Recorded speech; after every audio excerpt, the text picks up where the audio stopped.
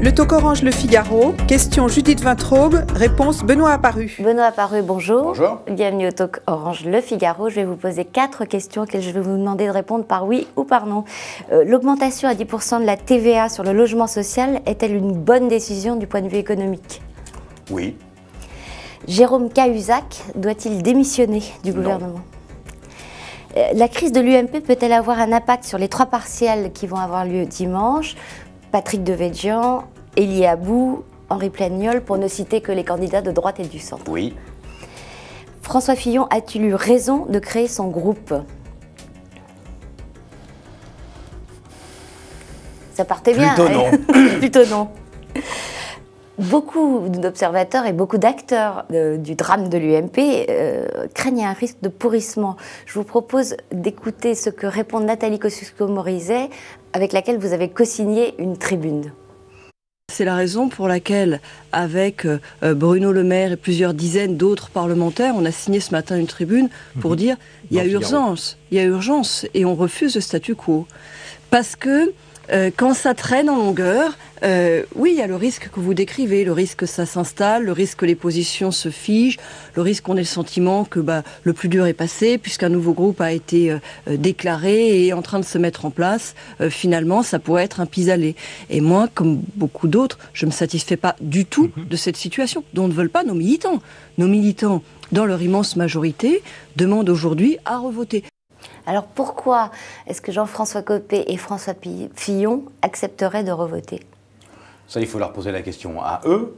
J'espère que tout simplement, un truc qui s'appelle l'intérêt général peut les guider à prendre cette décision. L'intérêt général aujourd'hui, c'est plus Jean-François Copé ou François Fillon. Ça limite même plus l'UMP. C'est le crédit général de la classe politique, des partis de gouvernement, et notamment, bien évidemment, au premier d'entre eux, de l'UMP. C'est ça l'essentiel aujourd'hui, ce qui est en jeu. Et donc, au nom de l'intérêt général, oui, il faut revoter. Et au nom de l'intérêt général, il est hors de question d'accepter un statu quo. Néanmoins, n'est-ce pas la solution, ou l'absence de solution la plus probable aujourd'hui?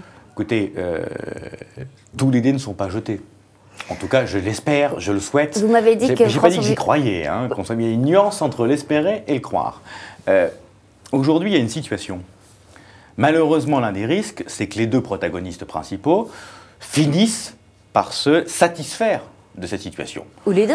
Ou les 2. Copé se disant, j'ai le parti, je le garde, je n'ai pas tout ce que je voulais, mais j'ai le parti. Et Fillon se disent, j'ai pas eu le parti, j'ai un groupe, c'est aussi une plateforme pour préparer la suite. Cette solution-là est inacceptable. Inacceptable.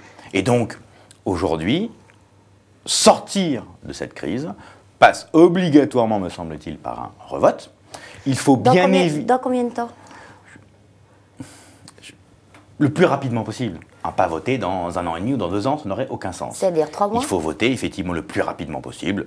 Je ne vais pas fixer de délai parce qu'on ne va pas rajouter des conditions aux conditions alors que des négociations sont en cours. Non, mais c'est juste une évaluation parce qu'il y a des contraintes logistiques, des contraintes techniques. Il y a évidemment ce type de contraintes-là, on est bien d'accord. Mais pour l'instant, première priorité, me semble-t-il, que les discussions Fillon-Copé aillent à leur terme.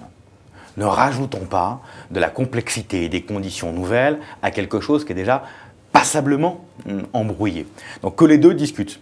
On verra très vite, aujourd'hui, demain, après-demain, si ces discussions débouchent ou pas sur un accord.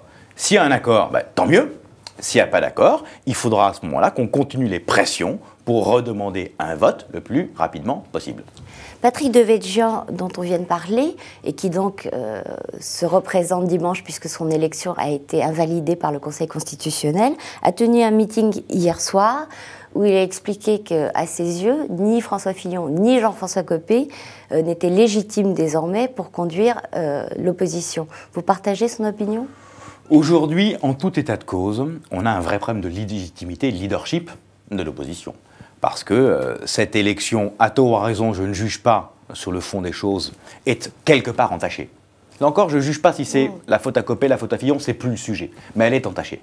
Donc il y a un problème de crédibilité de la parole publique de ceux qui aujourd'hui dirigent notre famille politique. C'est l'une des raisons d'ailleurs pour laquelle il nous faut un revote. Parce qu'on a besoin de retrouver du crédit si on veut proposer des solutions alternatives à celles du Parti socialiste et si on veut s'opposer. Aujourd'hui, quand on se retrouve dans l'hémicycle ou ailleurs, les gens nous rigolent tenez. Et nos préconisations sur il faut faire ça, ou nos critiques sur ce que fait le Parti socialiste de ce point de vue-là est pas bien, ben ça, aujourd'hui, on n'est pas audible. Pour retrouver ce crédit-là, il nous faut repasser, me semble-t-il, par un vote. Mais pour préciser ou pour prolonger la pensée de Patrick Devedjian, ça ne veut pas dire qu'il faut un troisième homme ou une troisième femme, quelqu'un de neutre. Vous, par exemple, vous n'avez pris parti pour aucun des deux protagonistes. Je pense vraiment pas que ce soit le débat du moment. Il ne faut surtout pas que ce soit le débat du moment. Nous avons pour l'instant deux protagonistes qui se disent potentiellement on est bien à notre place. Si on commence à en mettre un troisième en selle, quel que soit le troisième, pour être sûr que le problème qu'on n'arrive pas à régler à deux, on n'arrive pas à régler à trois, on partira dans le mur. Donc laissons les deux discuter et laissons surtout la démocratie trancher. La démocratie trancher, c'est le vote des militants. S'ils reveulent un duel Copé-Fillon, eh bien, ils le décideront. S'ils veulent un troisième homme, ils le décideront, mais c'est à la démocratie de le décider, à personne d'autre. Vous m'avez dit que la situation actuelle aurait forcément un impact sur les partiels de dimanche. Quel impact? Mon inquiétude, c'est une poussée du Front National. Nous sommes dans une situation très atypique, où aujourd'hui nous avons un gouvernement très faible, très affaibli, une opposition tout aussi faible et affaiblie.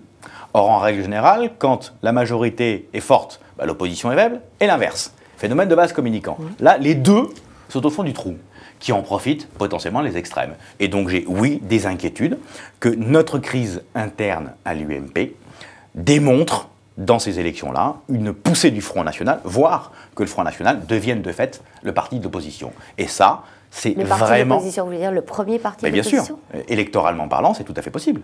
Vous avez des risques, notamment dans le Sud, à ce que le Front National soit largement devant l'UMP. Je ne le souhaite pas pour notre candidat, mais c'est un vrai risque dès les partiels que nous aurons dimanche soir. Oui, enfin, nous avons ce risque-là. Même s'il en gagne, disons, 2 sur 3, puisque apparemment il y a des situations diverses. Bien enfin, sûr, je ne sais pas, qu'est-ce que vous pensez de chacune J'en sais rien, je ne vais pas me...